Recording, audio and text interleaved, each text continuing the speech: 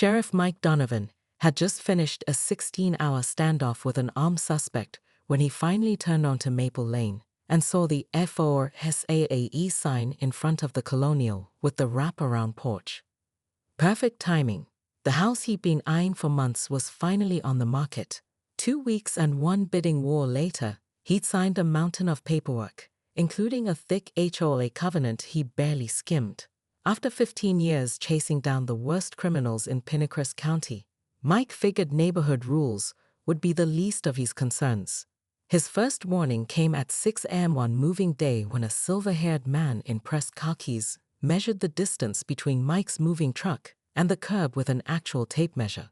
"Commercial vehicles must be parked exactly 12 inches from the curb," the man announced, adjusting wire-rimmed glasses. "I'm Gerald Tompkins, head of Oakwood Estates Enforcement." Mike, balancing a box of kitchen supplies, nodded politely. "Mike Donovan, I'll move it once I set this down." Before he could return, a stocky man with a military buzz cut had slapped a neon orange violation sticker on his front door.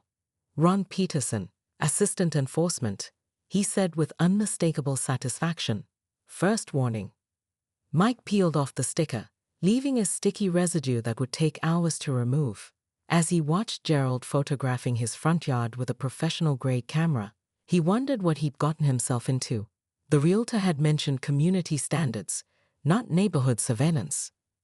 The moving truck left by noon, but Mike's HOA education was just beginning. While unpacking his kitchen, the doorbell rang 3 times in rapid succession. A woman in her 60s with a clipboard and a frown stood on his porch. "Patricia Winters, Landscaping Compliance," she announced without introducing herself. "Your shade of mulch is chestnut brown. Oakwood Estates requires mahogany blend." Mike glanced at the perfectly serviceable mulch the previous owners had installed. "It looks fine to me." Patricia's mouth tightened. "Rules are rules. You have 48 hours to replace it." By sunset, Mike had received 2 more visits, one from the Architectural Review Committee about his non-regulation porch light, and another from the external decor specialist who informed him that wind chimes were prohibited after 4 p.m. on weekdays. That night, trying to sleep in a bedroom still filled with unpacked boxes, Mike's phone buzzed with an email from HOA Enforcement at oakwoodestatesLiving.org with the subject line, "Violate SUMARI, Day 1. The message contained high-resolution photographs of 6 separate infractions, including improper moving box disposal visibility and unapproved door mat placement. The confrontation escalated when Mike removed the top and discovered a boot-like device on his rear wheel. As a growing crowd of neighbors gathered on their lawns, Gerald produced an invoice for $900 in accrued penalties.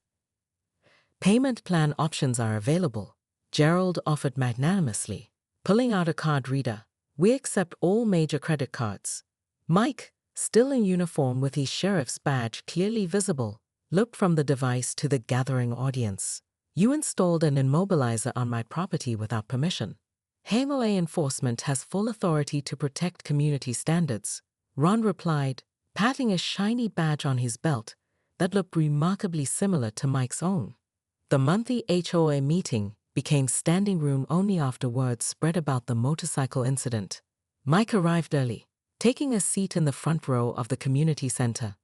Gerald and Ron entered through a side door, now sporting earpieces and calling each other officer in loud voices. "Before we begin," Gerald announced from the podium, "we need to address the situation at 47 Maple Lane."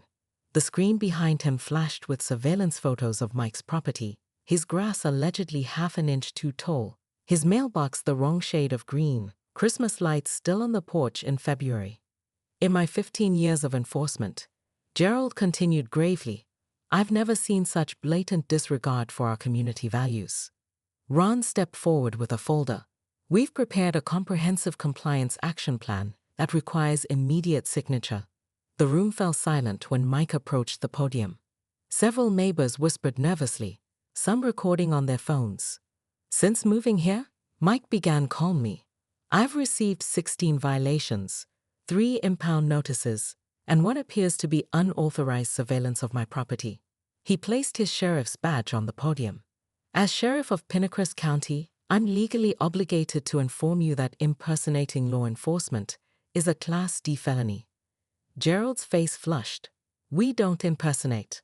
You carry handcuffs, wear badges resembling official law enforcement, and attempted to immobilize private property without legal authority, Mike interrupted. But what concerns me most is this. He held up a bank statement.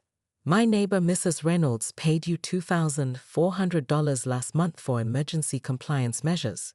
The HOA financial statement shows no such payment received.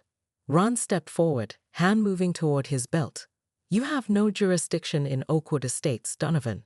This is our territory. In a fluid motion that came from years of training, Mike blocked Ron's hand as it reached for what turned out to be actual pepper spray. That's where you're wrong, Mike said quietly. As of this morning, Oakwood Estates is under investigation for fraud, extortion, and impersonating peace officers. On cue, the community center doors opened as 3 uniformed deputies entered. The investigation revealed a scheme more extensive than anyone imagined.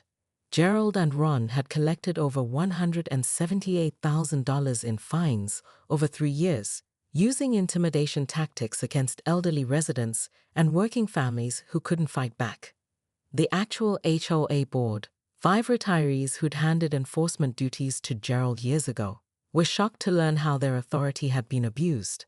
The county prosecutor discovered Gerald and Ron had installed illegal cameras throughout the neighborhood, created a fake enforcement bank account, and even maintained files on residents labeled easy targets. Most disturbing was their storage unit filled with confiscated items: bicycles, patio furniture, garden ornaments, all violations they'd removed and never returned. 6 months later, Oakwood Estates held its first community picnic in the newly renovated park that had previously been off-limits after 5 p.m. Children played on equipment that no longer required usage permits, and residents grilled food without fear of outdoor cooking citations. Mrs. Reynolds, now heading the reformed HOA committee, presented Mike with a Community Service Award, ironically made from melted-down HOA badges and citation clips. We still have rules, Mike explained to his department colleagues who attended in support, but now they make sense.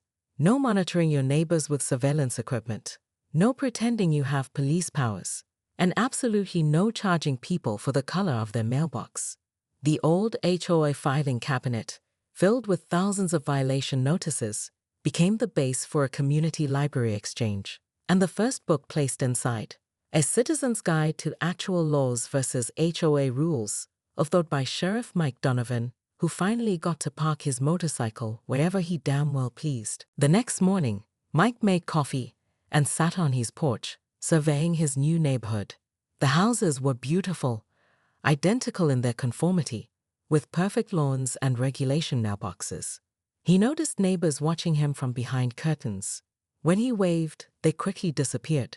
His next-door neighbor, an elderly man with a hearing aid, cautiously approached the property line. "Welcome to Oakwood," he whispered, glancing over his shoulder. "Word of advice, get the HOA handbook and memorize it. Gerald has citation quotas." "Quotas?" Mike asked. "That seems excessive. Last month, the Johnsons put up a basketball hoop for their son. Gerald had it removed while they were at church, claimed it was an unauthorized recreational structure." The neighbor looked nervously toward the street. "I shouldn't be talking to you. They haven't approved you for neighbor interaction yet." Before Mike could respond, a golf cart with HOA patrol emblazoned on the side rolled to a stop in front of his house. Gerald and Ron sat inside, both wearing sunglasses despite the cloudy morning. Ron lifted a camera with a telephoto lens and began photographing Mike's conversation. "What exactly are they taking pictures of?" Mike asked. His neighbor backed away. "Everything. They have a 3-inch binder on every house. Wait until you see what they do if you put your trash out before 6 p.m. or after 6:15.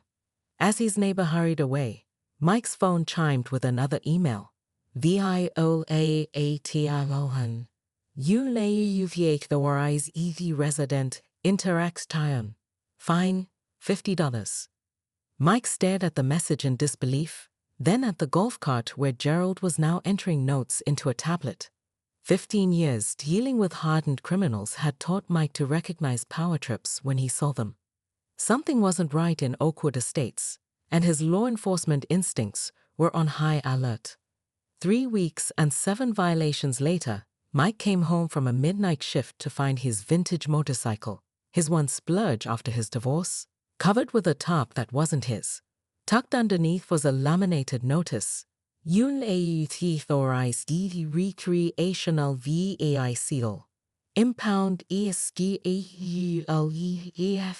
9 a.m. Mike's exhaustion vanished, replaced by a surge of adrenaline. He grabbed his phone and captured video of Gerald and Ron across the street, watching his house from a golf cart emblazoned with HOA Info Mint in official-looking lettering. They wore matching tactical vests over their polos, complete with flashlights, handcuffs, and what appeared to be pepper spray. Planning to steal my bike? Mike called out, still recording. Gerald approached with practiced authority. Residents voted last year to ban motorcycles after 8 p.m. Noise ordinance. I arrived at 7:30. Mike counted, and I don't recall any vote. Ron consulted a tablet. You've missed 3 mandatory meetings. Absence is consent according to bylaw 47.3.